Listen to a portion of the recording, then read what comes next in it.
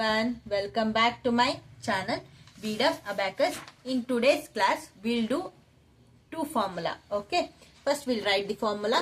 Add 2 is equals to less 8 add 10, add 20 is equals to less 80 add 100.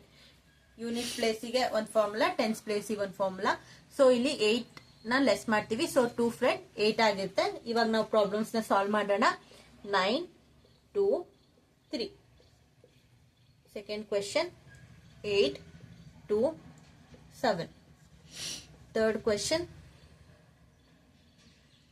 9 2 1. Fourth question 3 5 2.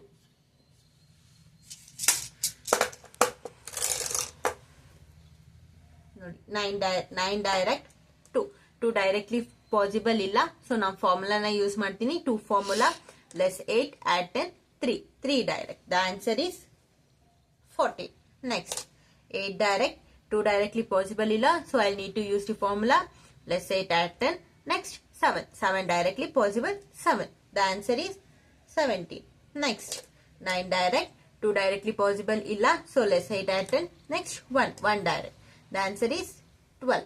Next 3 direct 5 direct 2 less 8 add 10. The answer is 10.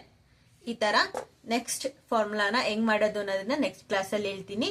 So ಈ ಫಾರ್ಮುಲಾನ practice ಮಾಡಿ, ಇನ್ನ ಸ್ವಲ್ಪ problems by own ನೀವೇ ಮಾಡಿ.